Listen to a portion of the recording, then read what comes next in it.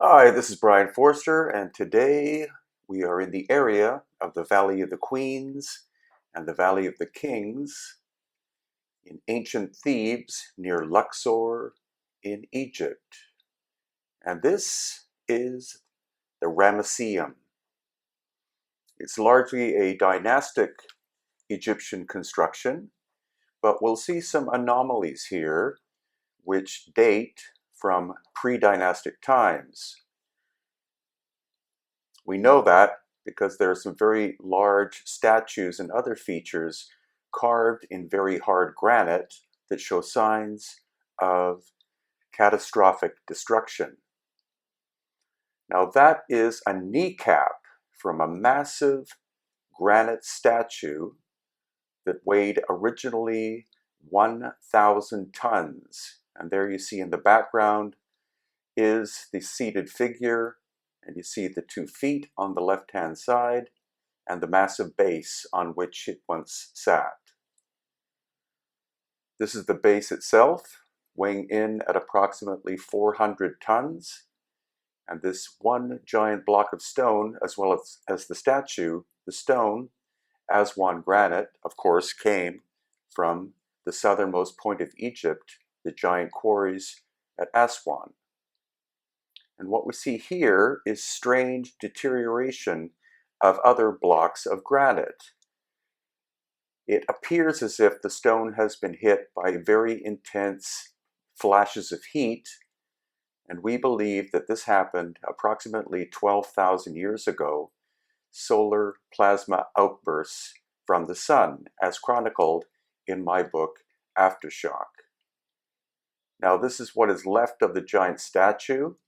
And again, what we're going to see is the stone is heavily cracked and is sloughing off. Granite does not normally break down in this manner, and all of this supposed or proposed heat damage is on the back of the statue and not on the front of the statue or the sides.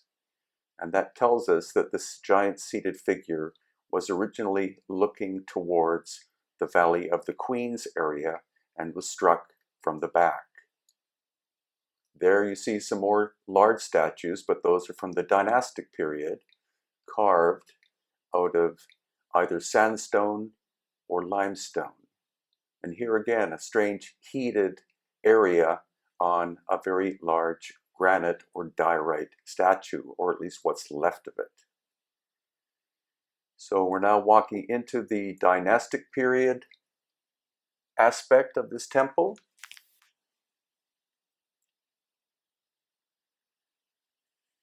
And next we're going to be looking at this diorite stone, which again appears to have been hit by intense heat.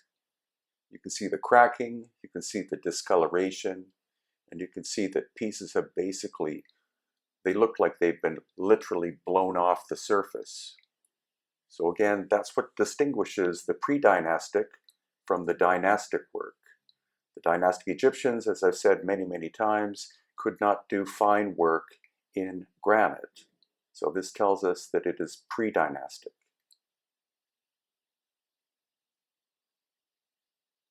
And here again, another diorite or granite section of a gate or wall that looks like it has been blown to pieces by intense heat. We're walking back through the dynastic part of the temple. You can see each one of these giant sandstone columns is made of multiple sections. And now we're going to walk back towards what is left of the giant statue. Again, this giant statue originally weighed 1,000 tons on a 400-ton base. On the left-hand side, you see dynastic works in sandstone. Again, very achievable during the dynastic times. But this huge statue, the main question is, how was it moved from the quarry? How was it cut from the quarry? And how was it shaped?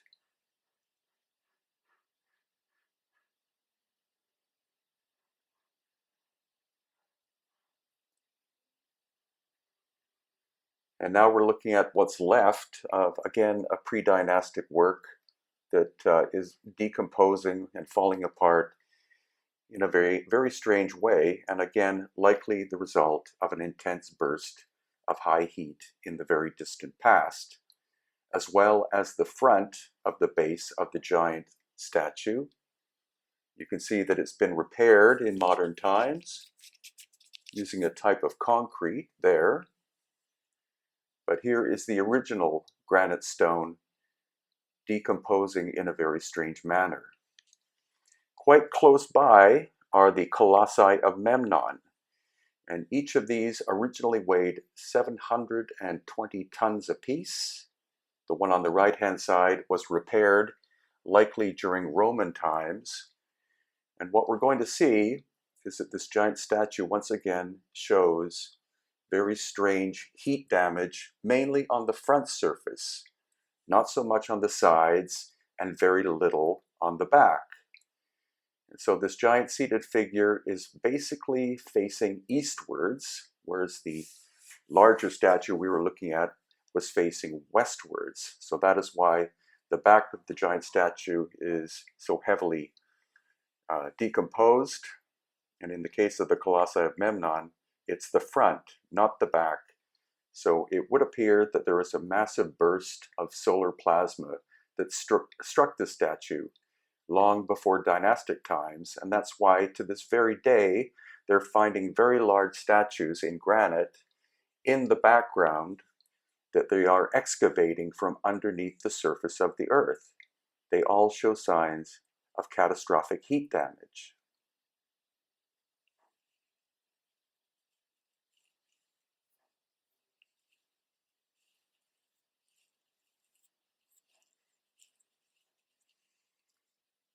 Now, once again, I have said many, many times, and you probably know, that the dynastic people were able to roughly shape granite, but they weren't able to work and create a high polish, such as we see in what I believe are the pre-dynastic sculptures.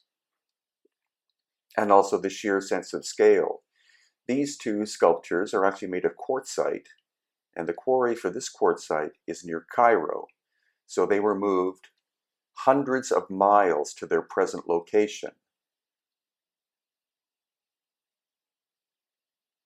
Now, once again, you can see clearly that the front of this statue as well has been heavily damaged, again, most likely by an ejection of solar plasma. There was not as much damage on the sides, very little on the back, and you can see the very rough reconstruction work, again, likely done during the late dynastic or early Roman times. And in fact, this sculpture is so heavily damaged that it broke into several pieces.